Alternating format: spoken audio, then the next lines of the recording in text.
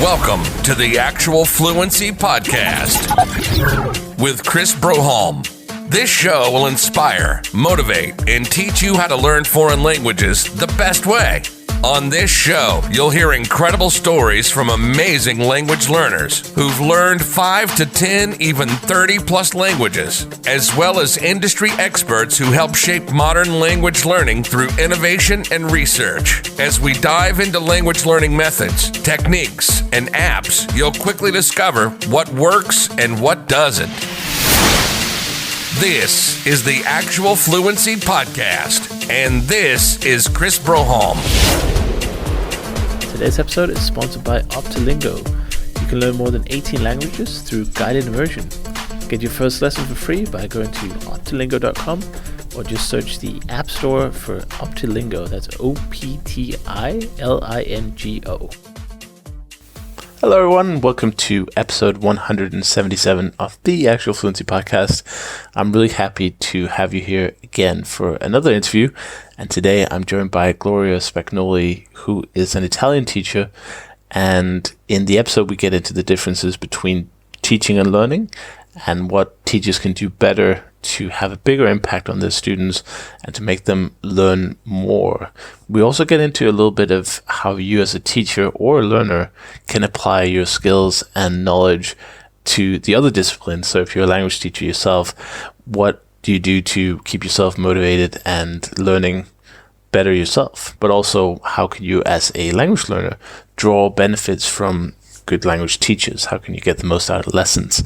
And this is a very interesting topic for me. I know there are a lot of language learners listening to this podcast, but also language teachers who might be teaching in a variety of different ways. We also get into the differences between the quality of teachers and whether you're just let's say a conversational teacher who just kind of practices conversation, or you're preparing big curriculums. We talk about the difference between being employed by an official body, sort of a school, and working as a freelance teacher in comparison. So thank you so much for listening to this podcast. And I know I don't often make like big intros, but that's mostly because I want you to be able to listen to this episode a few years from now and still enjoy the timelessness of the interview segment. But today I just wanted to give a little shout out to my language courses, Bite-Sized Languages, which have just come out. And if you're listening to this, check out bitesizedlanguages.com or go to actualfluency.com and see what they're all about, because it's really exciting for me after 6 years of language publishing to finally have something of my own. So check those out for beginners in Spanish, Italian, German, French, and Russian. And it trains listening comprehension through comprehensible input, so you can be better at pronunciation, better at listening, better understanding when people speak fast, and you also train your grammar and vocabulary knowledge completely automatically. So go check that out. It's 100 lessons per language, so there's a lot to get stuck into. But for now, enjoy the episode with Gloria, and I'll see you in the next episode. All right, Gloria, welcome to the Actual Fluency Podcast. Do you want to start out by giving the listeners a little introduction to who you are, where you're from, and how you got your interest in foreign language learning? Hi, Chris. First of all, thank you for having me. I'm Gloria, and I am originally from Italy, currently living in Spain. And I'm an Italian teacher, and I've basically always been interested and passionate about languages since I was probably a child. This is why when it came to deciding which high school or secondary school I should enroll, I had no doubt and went directly to the linguistic and foreign languages curriculum. And then I continued on to university. Then when I was there, I discovered that I loved teaching. It was almost like a surprise. But let's say this is, in short words, my story. Languages has always been a great love for me. And teaching was a sudden and unexpected love. And I'm really happy I can have it as a career nowadays. Yeah, it's great. And obviously the internet and the globalization has made it possible for many people to teach and travel or be independent in many new ways. But how did you actually become a teacher, so to speak? Did you have was it a teaching degree in languages, or do you kind of both teaching and languages separately and then combine them? No, it was more a separate thing. When I was doing my master's, I had to sort of do an internship. Well, I had many options. I needed credits, and I could have collected those credits by either doing a language certifications or by attending a workshop or by doing a practical work experience. And I chose the third option. And intuitively, I went for teaching Italian to foreign children. I don't know why. I always said I hate teaching, I hate children. But intuitively, I went for that option, and I loved it. When my experience in that school ended, I decided to get a certification and become officially certified to teach Italian to foreigners. So it was Right. the last thing I did in my study path, that study curriculum. Mm-hmm. And do you still teach kids today, or is it more adults now? No, it's more adults. Right. Is it easier that way, or is it just because the online it's safer, I guess? Well, Easier. yeah, it's because it's online, it's safer, and when you have a kid, personally, this is my personal opinion and my personal preference. I prefer to have an interaction with an adult, especially because of the services that I offer and of my approach. So what I teach and the values that I want to transmit are more suitable for an adult learner than for a kid. So this is why I moved on to adult teaching. Mm. And what would you say are sort of the differences? Obviously, adults have a wider experience and understanding of many things, and perhaps the more complicated things like grammar and things can maybe be easily understood in theory. But what about the other parts of the language? Are we kind of the same as a learner when we're kids and we're adults, or how does that work? Definitely not. Leading question, maybe slightly. Definitely not. We tend to be more self-conscious. Well, it depends on the person.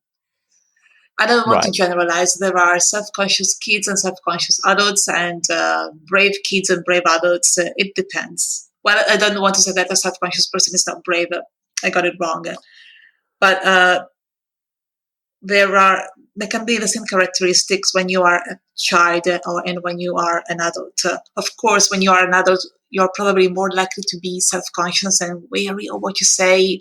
Hmm. You're more worried about making mistakes because you remember when you were a child that people probably would laugh at your mistakes when you were trying to learn your first language.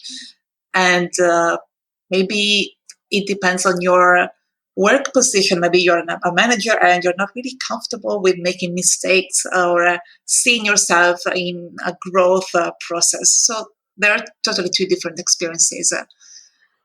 Yeah, so that's actually a top tip already, I guess, if we can call it that. That we should, as adult language learners or and kid language learners, I guess, if anyone's listening, is to embrace the mistakes, Mm-hmm. don't worry about making them, which is something that I find very difficult personally because. I mean, I might not know of every mistake I'm making when I'm learning a language, but if I'm not entirely sure of how to say things, sometimes I freeze up instead and I just don't say anything or I don't interact with people I might have gone for if I had a little bit more sort of, well, not bravery maybe, but, if I, a little bit less of a care of being wrong. So that's definitely something that I know also that Benny Lewis said a lot, like make 200 mistakes a day or something, was one of his goals when he started learning a language. And I think that's really a cool mindset to have, that the more mistakes you make, the better your language skills get, because it's trying out things and getting better. So how do you make students do that though? If you have someone who's a little bit, maybe, I don't know, a little bit introverted, maybe a little bit shy, maybe, and they're just a little bit maybe frozen. They don't want to speak too much, or when they do speak, they kind of rely on the same phrases they've internalized by memory. And what do you do as a teacher to kind of push them out of that? Well, my personality, I guess, it helps a lot because I have been told many times that people feel comfortable around me and making mistakes around me. So I'm pretty glad about it. And then, if I am face to face on Zoom or Skype with a student and I see that the student is getting nervous, I remind them, don't worry, say whatever you want to say. And if I have something to say, I will tell you. But if you make a mistake, it's no big deal. And it's not a disaster. It's not the end of the world. And it doesn't say anything about you. Right. The only thing a mistake can say about you is that you are learning. Otherwise, if you didn't make them, learning wouldn't be able to occur. Right. And what kind of mistakes would you say is then beneficial to correct, if any? It depends on the situation and on the person. If the person is particularly self-conscious when trying to express themselves,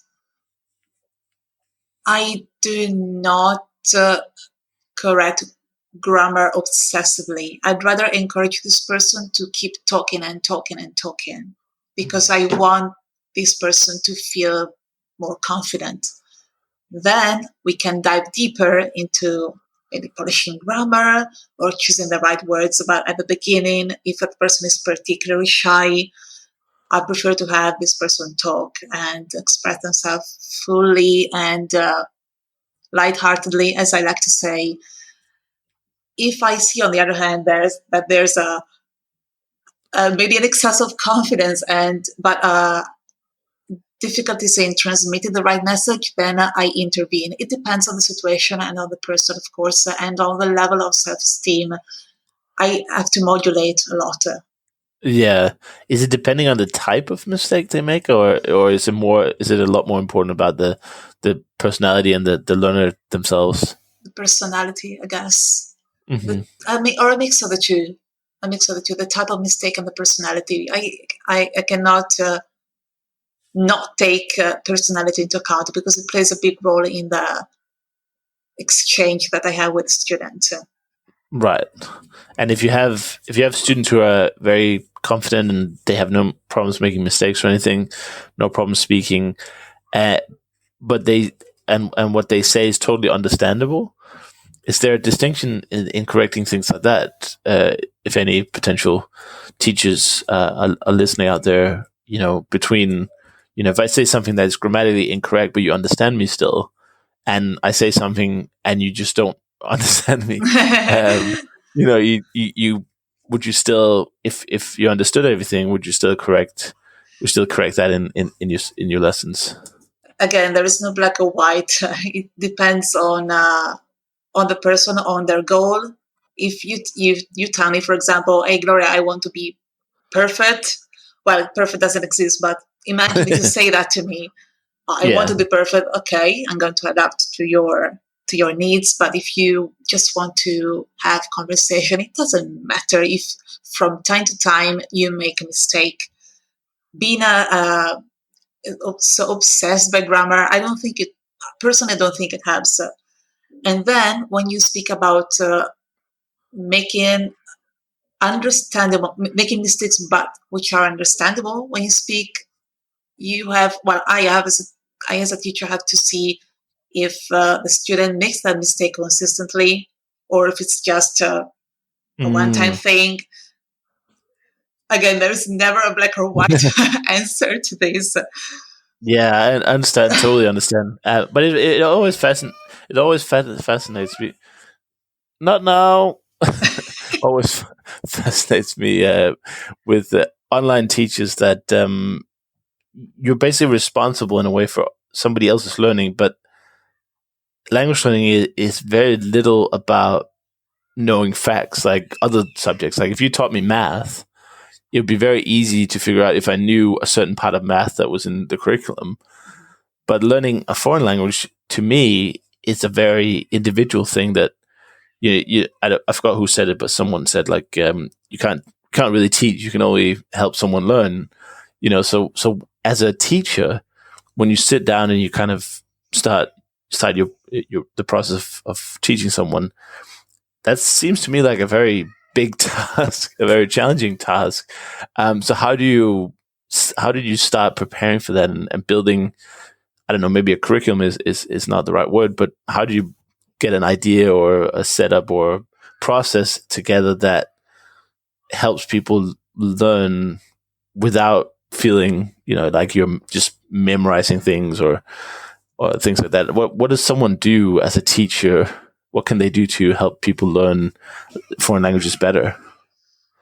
Well, I tell everybody that languages are just more than words and verbs and set expressions, set phrases. I try to prepare students to the idea that they are going to slowly reason like another person, because there's a soul behind the language. It's not just fact. You don't just learn a conjugation or a list of words. And this is one of the greatest struggles that I see, because I see people who can look up words so accurately and so intelligently, but those words don't really, they don't really fit into an Italian conversation. So this is one of the things that I do, like preparing the students to the idea that they're going to speak differently than they normally do in English, for instance, and that they're going to start also to reason differently after a while. And then what I do, I work a lot with self-taught learners. I work a lot with people who have learned grammar, words on their own, who have a great knowledge, but then struggle when they need to have a conversation. So listening and speaking are the main issues.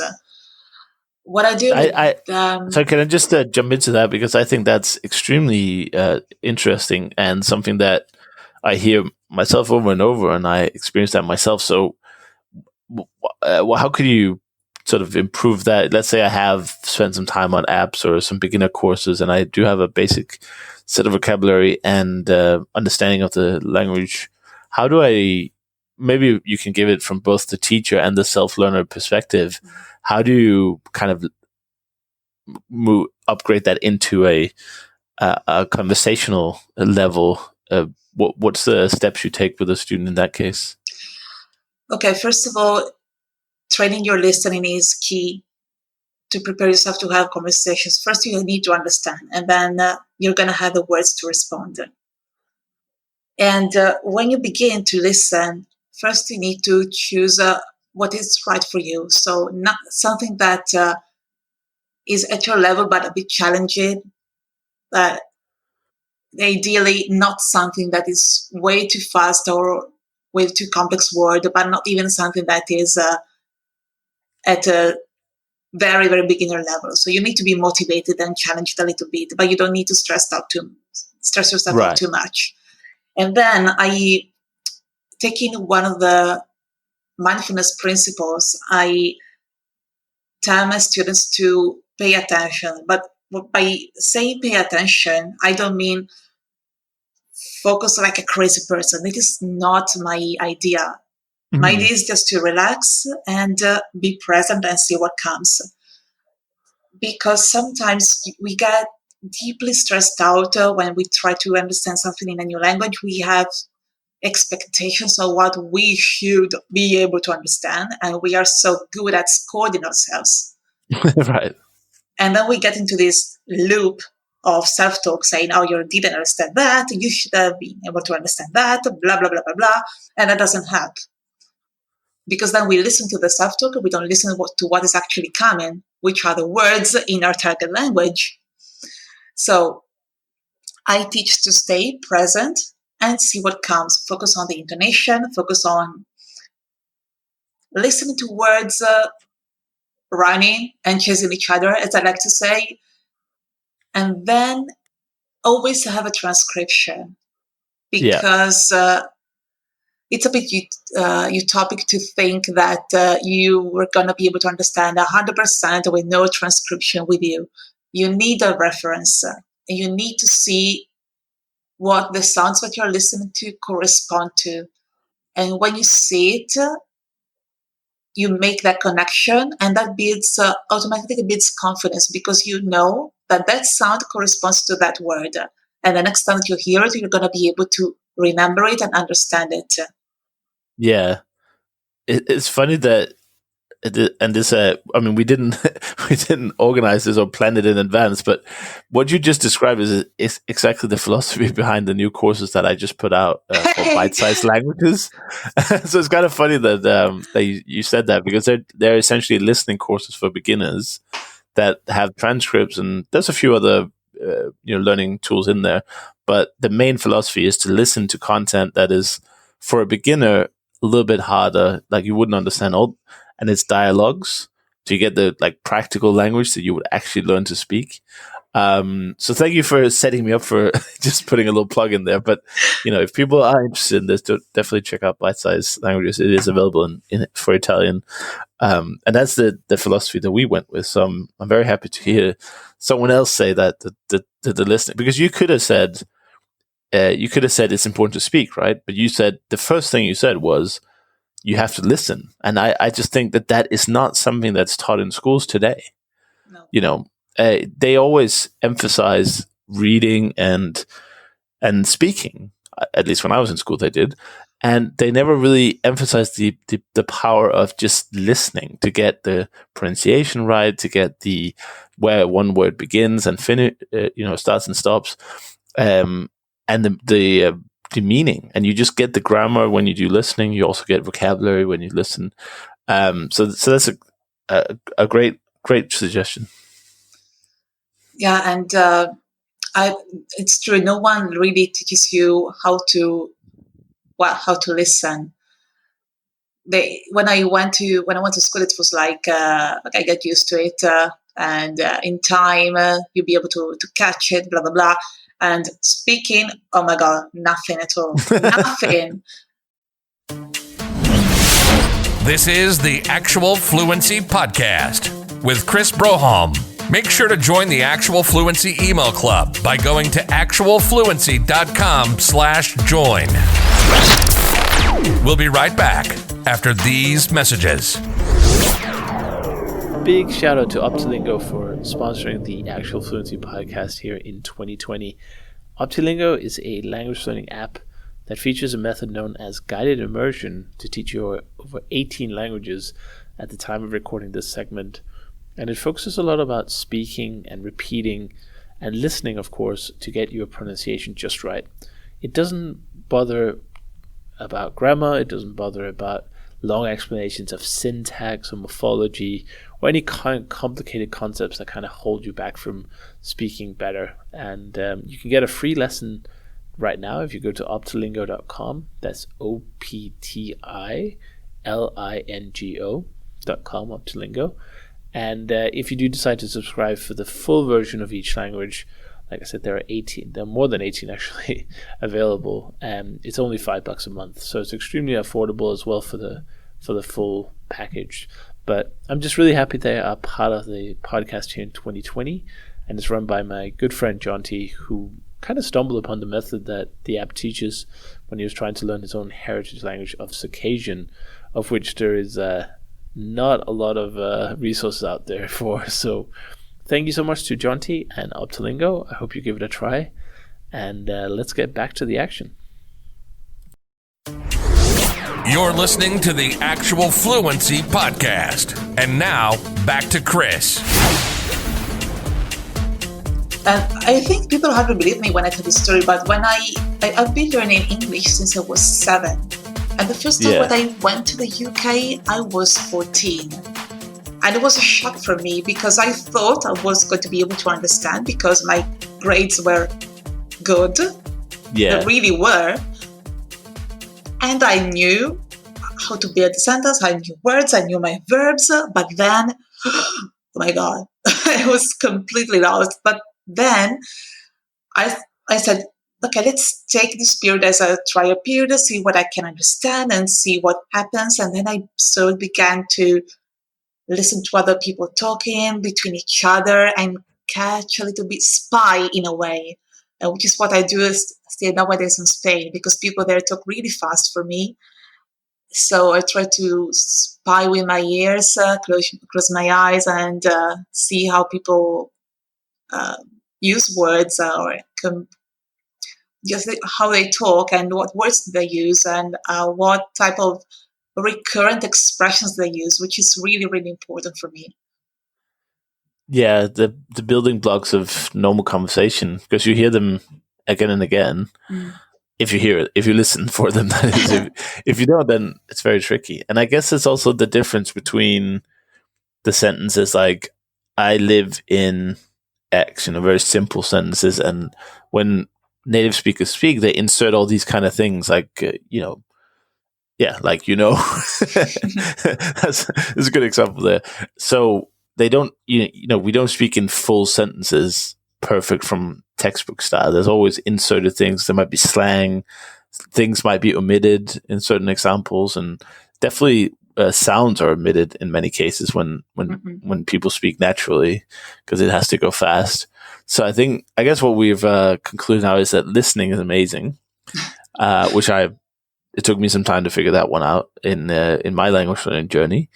But what else can teachers do to sort of help students be more successful? And have you ever had people who maybe you just couldn't help in some way because they didn't have the right mindset, or they didn't have the right approach, or anything like that? Well, you need to have a good relationship with your teacher, and you need to be very careful when you choose your teacher. You need to know why you're choosing them over another.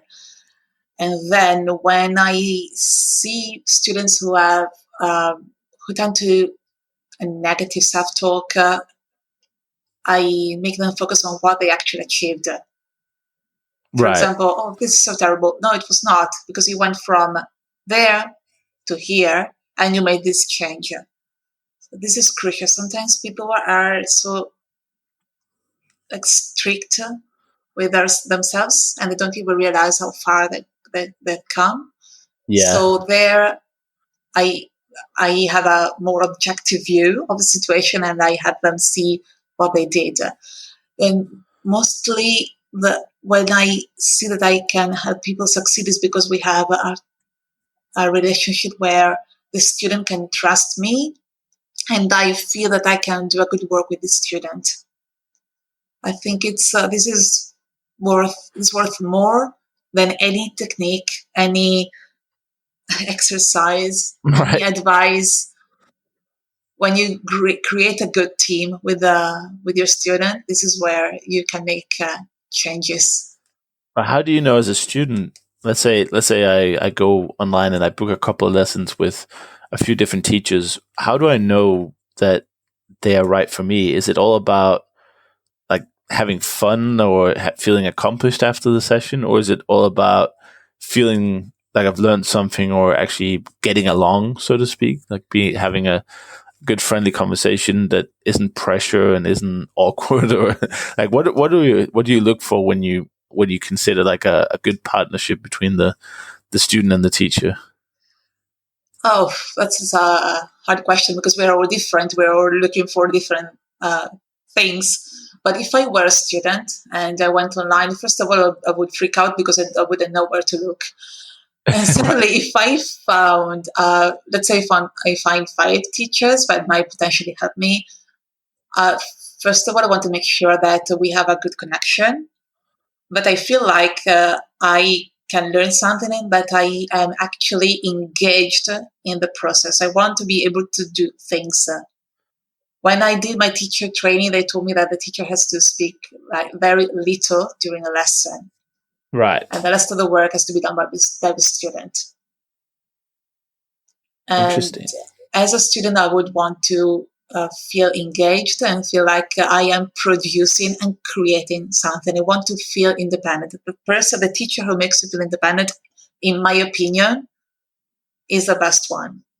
It might sound counterintuitive because teachers get paid for giving lessons, but when we are not necessary anymore, this is where we have done a good job. Yeah, I agree with that. Totally. But isn't that difficult sometimes when if you have a student that's a little shy, maybe, or a little introverted, and maybe their Italian isn't great. So how can you take yourself out of that? Don't you have to push them a lot in that example? Well, not pushing. I don't really like to push people and make them feel uncomfortable. Well, first of all, I'm an introvert myself, and it took me a while to realize that. I thought I was an extrovert, but I'm more of an introvert, and I'm also highly sensitive, so I understand the struggles. If a student wants to learn how to speak but feels shy, I encourage the student to speak by himself or herself, or to a plant or to a pet. Or I have a speaking program which is entirely on Telegram, so the students can send me audio recordings via Telegram. They don't have to show their face.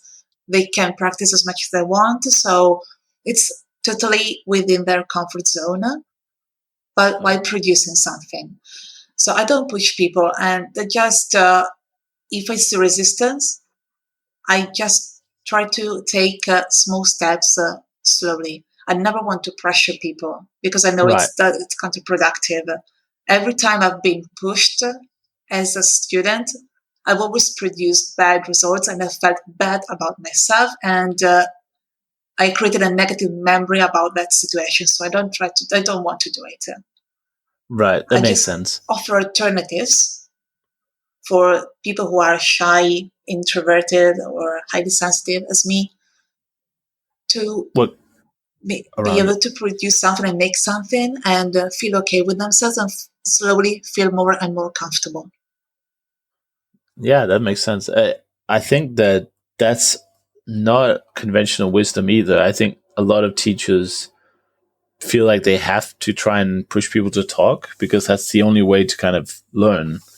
So that's something that I haven't heard anyone. Well, maybe I have heard it before, but it's definitely not the most common way to look at it. Because if I had obviously I don't have any training or anything, but if I had a student who didn't really speak very well, one of my first inclinations would be to try and, I say push them, but let's say give them some pressure to perform, because that's the way you kind of push people out of their comfort zone and get them to actually speak some languages. But it's interesting that probably caused the opposite to happen. At least that's what I got from what you just said. Yeah, and I stress it every time that I can. Kindness is key. So seriously, I look like a fairy godmother now, but you need to give people the freedom to choose how to express themselves, when and if they want to express themselves. This is why I'm getting more and more a fan of Telegram, which is a tool that I use also in my membership, in my club. I have a private club for my students to practice speaking. And I thought of Telegram because this way people can decide whether to send videos, pictures, audios, or just text, depending on how they feel. And if they don't want to write anything, they just don't do it. They take a break, and no big deal. Yeah, kind of takes the pressure off, but allows people to still learn when they feel like producing something. Or say, for example, you just feel like listening today. Fine, just listen. That's not the end of the world. right. Another thing that we often like to talk about here on the podcast is having a career in languages, which is obviously what you've done. And with your membership and the other offers you have on your website, would you say that's kind of the evolution of a teacher, or did you set out in the beginning to say, okay, I'm going to build like some kind of system or online group, or it's sort of like a school, but not really a school. Did you do that going into the teaching, or did you do a lot of teaching first and then kind of combine all the experience that you had and lessons and things to offer more of a, let's say, teaching that isn't based on you being there hour by hour? Oh, I did a lot of teaching before. At first, I taught in person for some language schools in language businesses in Italy and in London as well. And then I created my website, and I thought of what I could offer, which was an alternative to the one-to-one, because I realized that not everyone has the time to commit to one-to-one. People are busy, Right. or people might be in a different time zone. So working with someone from Australia might be a bit more difficult for me because I'm in Europe. But with these alternatives, with programs and courses, I can reach out to people who might connect with me and want to learn with me. So Yeah. I took the two steps. I don't know if it's an evolution, but it's not an evolution of my teaching; it's an evolution of me directly. Yeah.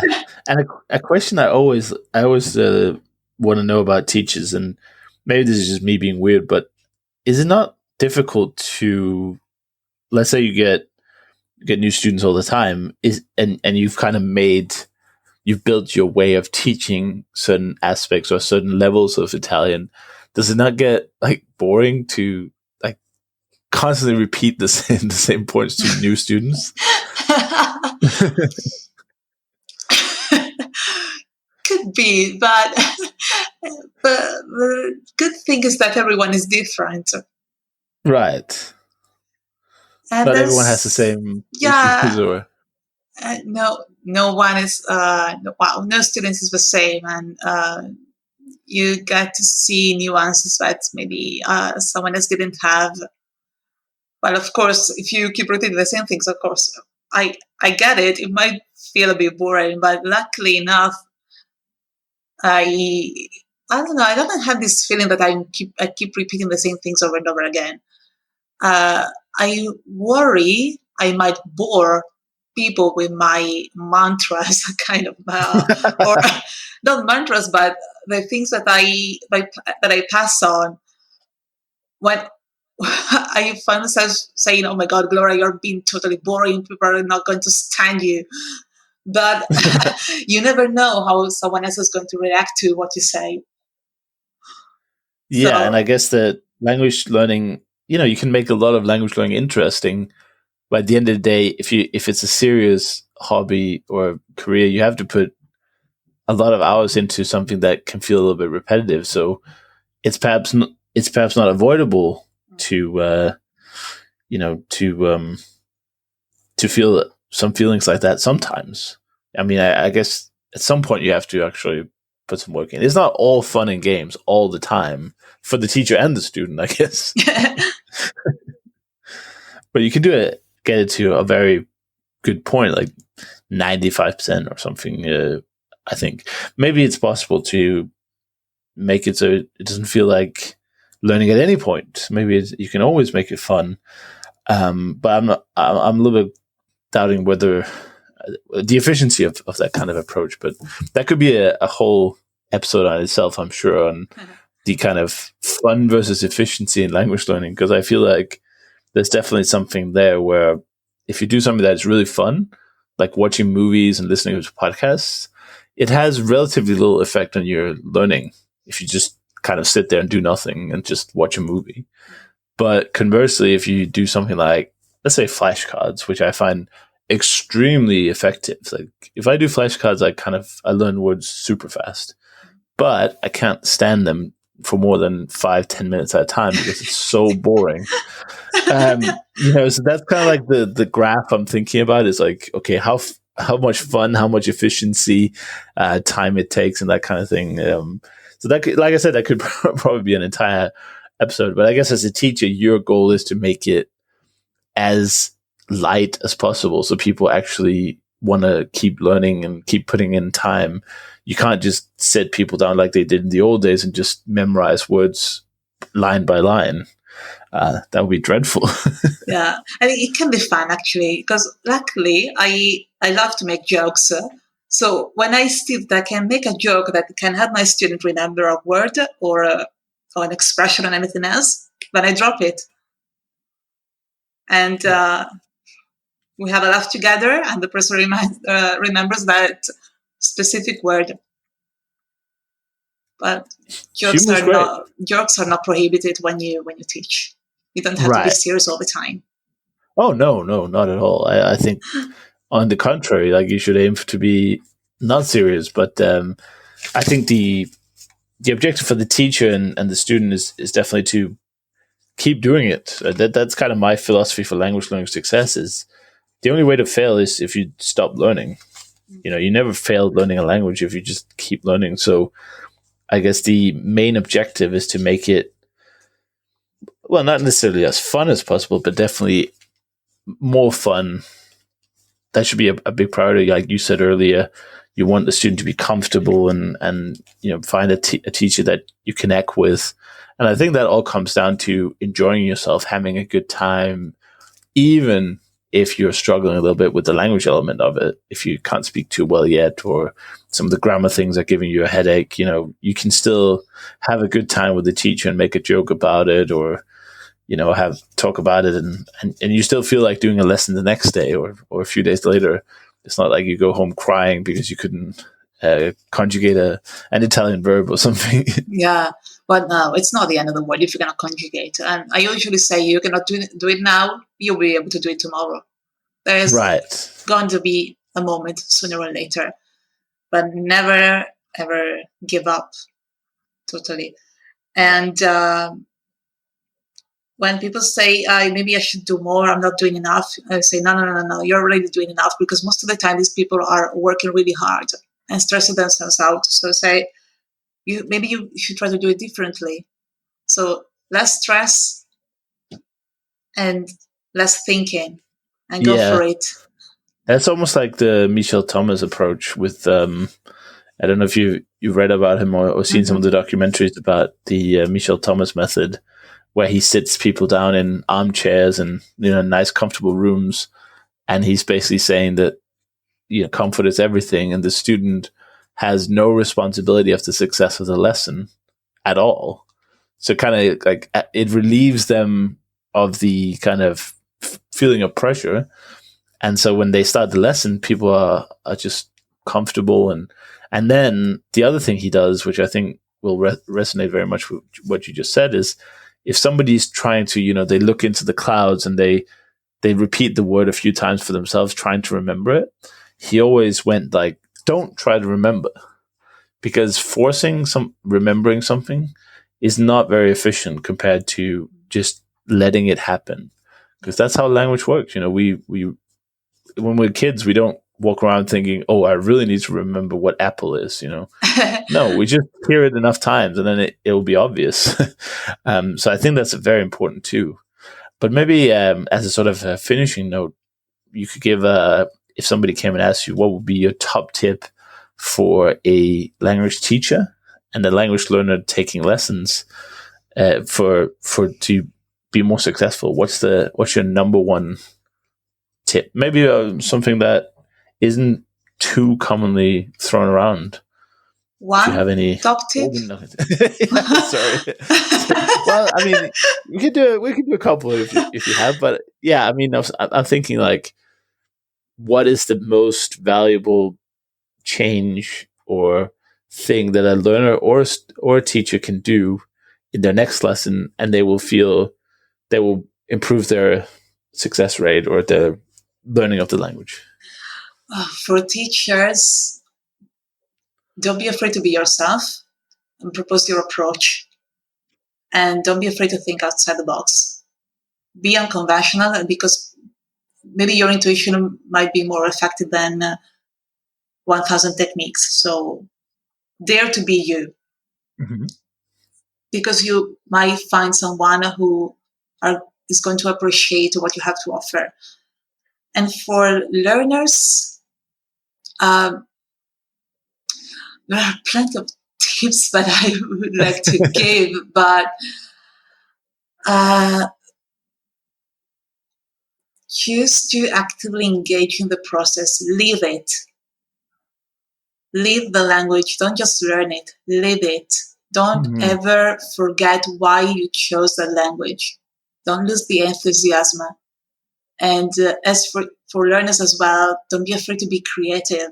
If you are learning by yourself, there are plenty of creative things that you can do to learn, to remember, to speak. Just find the method that works well for you. Experiment. Yeah. In other words, just try new things. Well, fantastic. I'm really happy that we went over so many useful tips and tricks for teachers and for learners. And I guess that now obviously we're recording this at a sort of stressful global time, but normally it's a very good job to be teaching online with the flexibility of working from anywhere, theoretically with an internet connection. And I think a lot of people who have language skills and interests, this would be a great career for so many people, where you can, decide the rules of your own life. And I'm not saying you should be teaching from a beach somewhere necessarily. I think that would be inconvenient, but you could, if you really wanted to, you could. So that's why I'm also happy to have a lot of teachers on the podcast over the years. So if people are interested, you can go back through the podcast library, episode library, and check out some of the other episodes where we talk about the more tips and tricks about teaching, and also more inspirational stories like Gloria's of how you got into teaching, and how that can be emulated. I know there are a lot of teaching certificates available out there now that even some of them you can take online fully remotely. So it's very easy to get the skills required. And there's such a demand now, even if you're listening to this and think, well, English is the only language I have that I'm really good at. Well, the whole world is dying to learn English right now. China, Asia, India as well. There's just such a huge demand for English lessons that even if everyone listening to this podcast became English teachers, there would still be tons and tons of opportunities available. So I truly believe that's a great way to get your feet wet and start a career with languages as a focal point. And then you can start, once you have a steady income and a steady flow of students, you can start doing things like you're doing with the, making it slightly less about our power and producing maybe courses or books or a membership, things like that. And if people are interested in that, check out Langpreneur. My friend Jan is doing a great podcast over there talking about the business side of language. So you might be able to get some tips and tricks there for setting up as an online Langpreneur, as he calls it, a language entrepreneur. But for now, Gloria, I just want to say thank you so much for coming on and sharing your experience and tips. It's been a pleasure to virtually meet you, I suppose we can call it. Thank you. But here in the final seconds, do you just want to give people the places to find you and how they can learn more? And maybe there are some Italian learners out there who are thinking, I really like the way she explains it and I want to do lessons with her. How can they get in touch with you? Yes, I have a website, which is speakita.com. It's speakita.com. And then on Instagram, speakita_learn Italian lightheartedly, like one word. This is my Instagram account, and you can find me there. Perfect. Nice. And definitely go and check that out. And like I said, check out Langpreneur and Bite Size Italian if people are interested in improving your listening skills and pronunciation in the same kind of lesson. So thank you once again, Gloria, and to everyone else, thank you for listening, and I'll see you in the next one. Thank you. My deepest gratitude goes out to Optilingo for sponsoring this episode of the podcast. You can get a free lesson on Optilingo by going to optilingo.com. Available for iOS or Android, and it's spelled Optilingo. Optilingo. Thanks for listening to the Actual Fluency Podcast with Chris Broholm. To get more language learning tips, strategies, and inspiration, join the Actual Fluency email club by going to actualfluency.com/join. We hope you enjoyed the show and hope you've gotten some useful information. Till next time, this is the Actual Fluency Podcast, signing off.